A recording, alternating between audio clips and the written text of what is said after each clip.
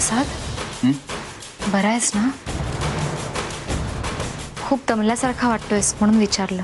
नाही नाही ठीक आहे मी. अरे खाली मावशी भांडते वृंदाशी.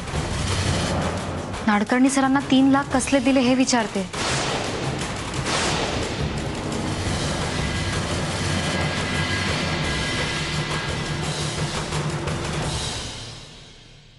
हे देवा, म्हणजे वृंदाला आता सगळंच कळेल. काय उत्तर देणार मी?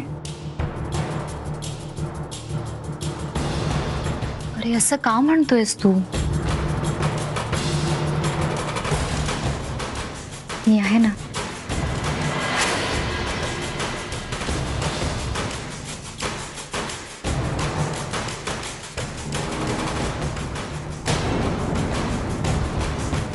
तू काळजी करू नकोस. आपण दोघे मिळून हे प्रॉब्लेम सॉल्व्ह करू.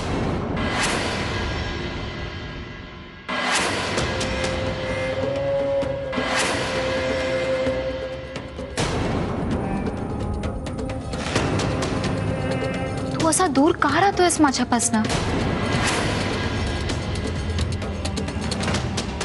कारण तेच योग्य आहे. अरे प्रसाद,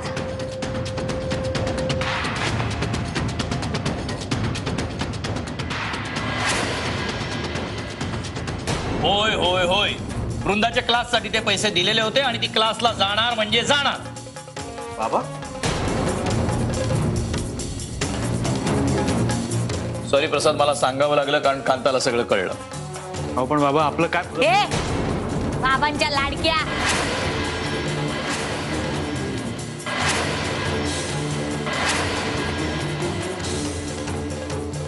ते पैसे माझे आहेत आणि या असल्या फालतू कामासाठी मी ते देणार नाही अजिबात.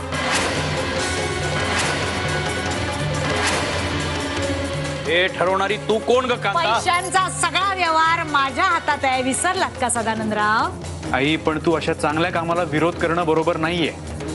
नाडकर्णी सर, तो चेक आजच्याच त्यांना देऊन टाका. हो हा चेक मी आज देणारच होतो.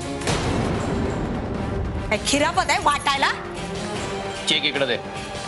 चेक दे. हे पैसे माझे आहेत आणि ते कसे खर्च करायचे ते मी ठरवीन. आई तुम्ही प्लीज भांडू नका. ए आवाज बंद कांता, मला तमाशे नको इथे. का आवाज बंद करू मी? का बंद करू मी माझा आवाज? कारण मी म्हणतोय म्हणून. 1 मिनिट प्लीज, शांत व्हा प्लीज. जिच्यासाठी तुम्ही एवढं सगळं करतायत तिचं मत विचारणार आहात की नाही? काय विचारायचंय आणि का विचारायचं?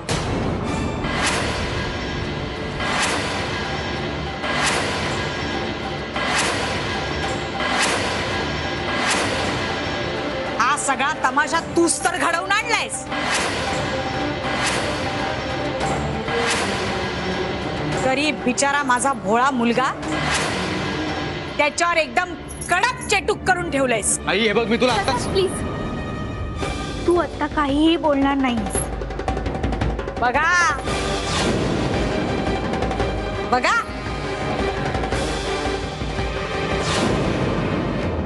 कसं ताटाखालचं मांजर करून ठेवलंय माझ्या मुलाला हिने.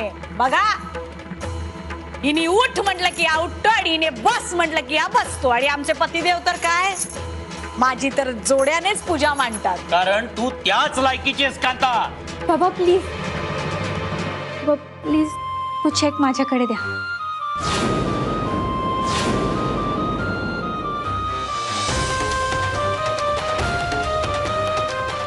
बाबा, तुम्ही हे पैसे कुठून आणि कसे उभे केलेत माहितीये ना?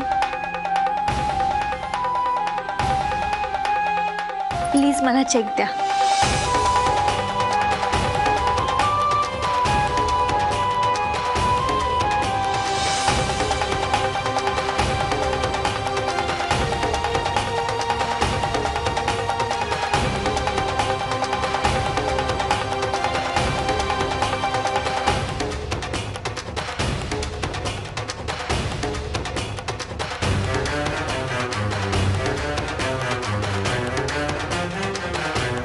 तुझ्या हॉटेलचं डिपॉझिट भरायचं सोडून माझी फी भरणार होतास?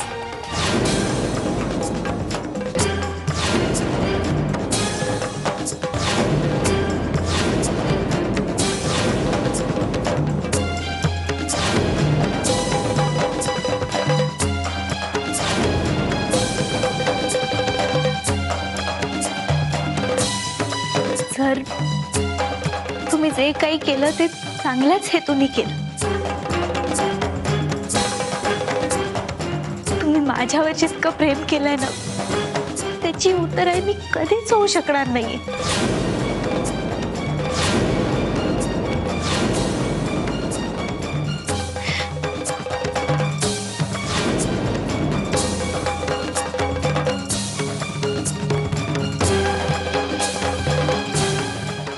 मी खूप कृतज्ञ आहे. भाग्यवान समजते स्वतःला, पण मला माफ करा.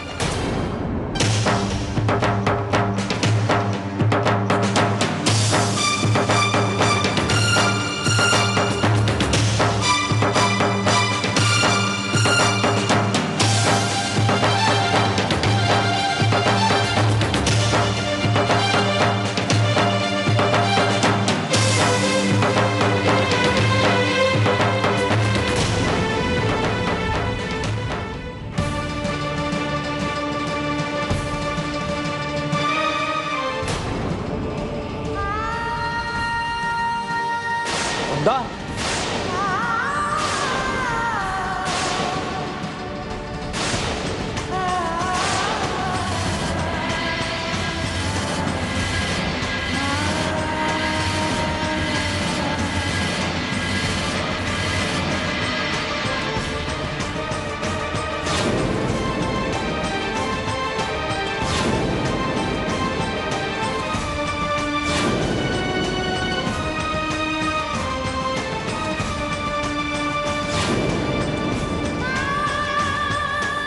वृंदा, अगं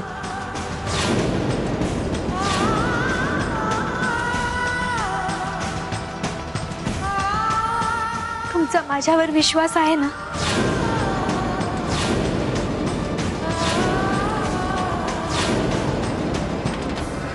मी कोणाच्याही मदतीशिवाय अभ्यास करून स्कोअर करू शकते.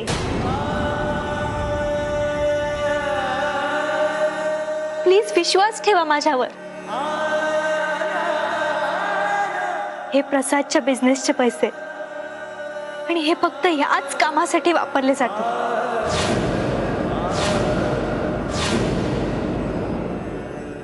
वृंदा, अगं तू हे प्रसाद, प्लीज, मी पाया पडते तुझ्या.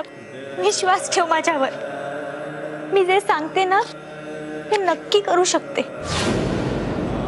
प्रसाद, तू, बाबा आणि सर, तुम्ही माझ्यासाठी जर एवढं करत असाल तर मेडिकलला ऍडमिशन मिळवणं माझी जबाबदारीच आहे.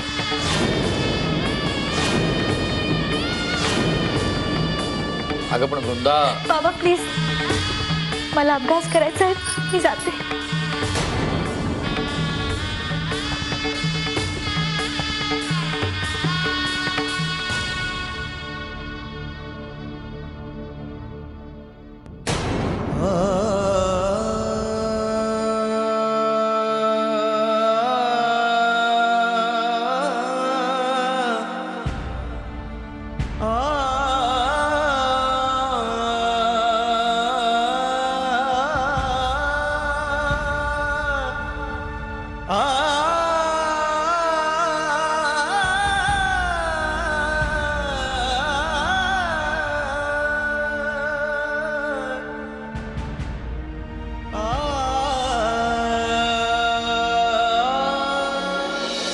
हा क्लास लावणं तुला खूप गरजेचं आहे.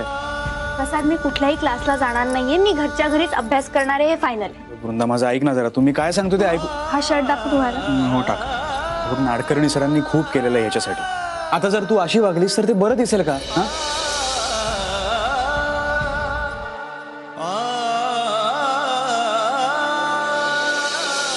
काळा नंबर 33 लिहिलाय याच्यावर. अगं ही माझ्या मित्राची आहे.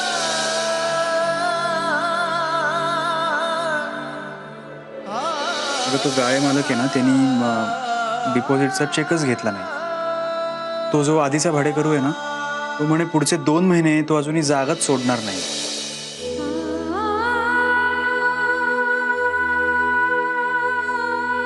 किती वेडेपणा करायला निघाला होता प्रसाद.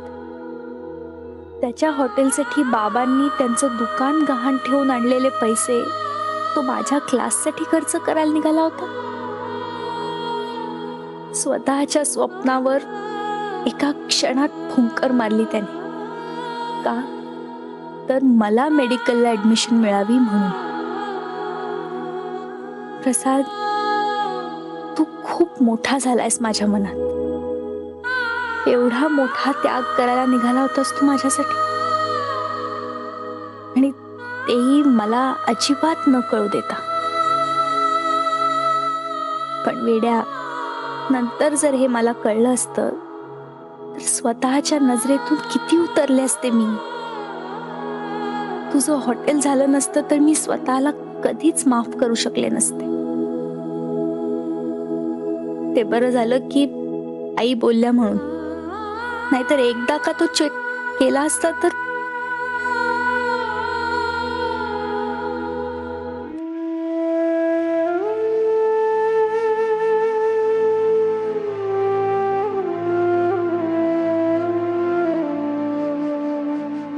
वृंदा, सॉरी.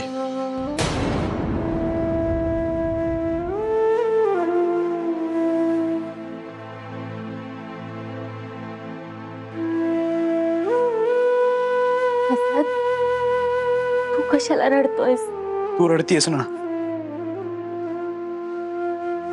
नाही आवडता येते मला स्वतःला.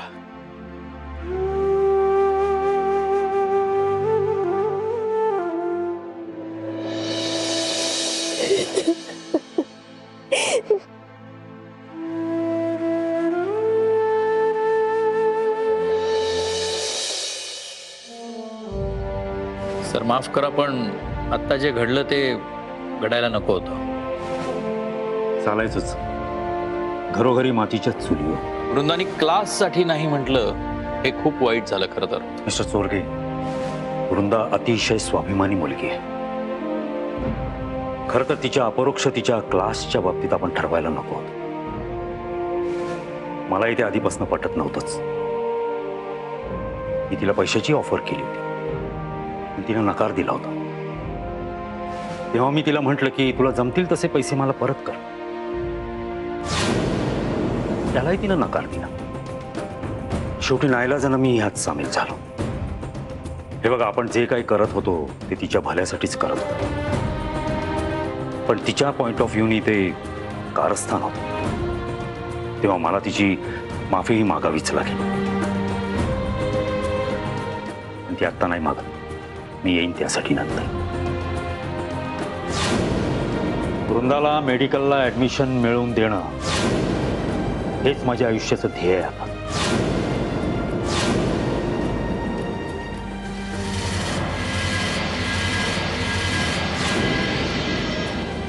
या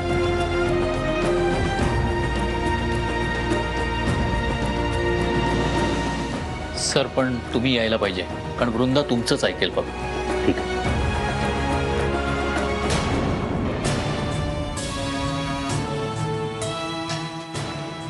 आई अगं, आता काहीही बोलू नका.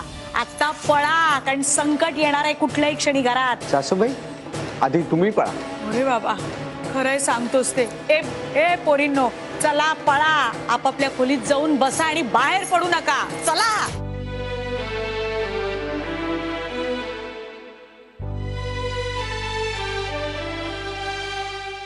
प्रसाद, तू जे काही केलंस ते माझ्या प्रेमापोटी केलंस हे कळतंय मला, पण त्यामुळे आपलं किती मोठं नुकसान झालं असतं याचा विचार केलायस तू कधी? प्रसाद, फक्त आपल्याकडे पैसे नाहीयेत म्हणून मी क्लाससाठी नकार दिला असं नाही. मला माझ्या प्रयत्नांवर पूर्ण विश्वास आहे म्हणून. अगं, पण नाडकर्णी सर असं म्हणाले होते की तुला क्लास. प्रसाद, सर सुद्धा काळजीपोटीच बोलत होते ना. आणि शेवटी कोणीही कितीही शिकवलं तरी आपण स्वतः काय आणि कसा अभ्यास करतो ना, त्यावरच सगळं अवलंबून असतं. तू आज जे काही केलंस हे जर मला कळलं नसतं तर आपलं किती मोठं नुकसान झालं असतं, कळतंय का तुला? प्रसाद, प्रसाद, एक गोष्ट नेहमी लक्षात ठेव. मला न विचारता माझ्यासाठी काहीही करू नकोस.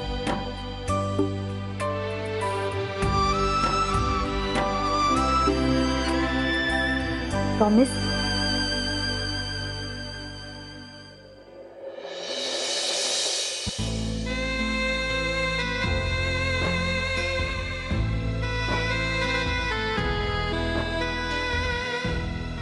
प्रसाद, जे तुझं स्वप्न आहे तेच माझंही स्वप्न आहे. त्यामुळे कुठलाही निर्णय घेताना आपण एकमेकांना विश्वासात घेणं जास्त गरजेचं आहे. माझ्यासाठी एक गोष्ट करशील? तू असं काय विचारतीयस? तुझ्यासाठी मी काहीही करायला तयार आहे, बोल.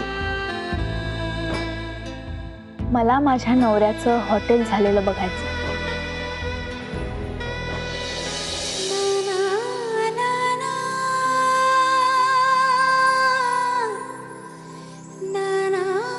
तो गाळा ताब्यात घेशील?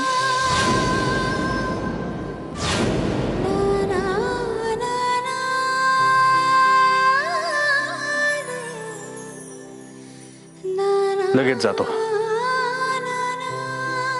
प्रसाद, रडलायस, तोंडावर पाणी मारून जा.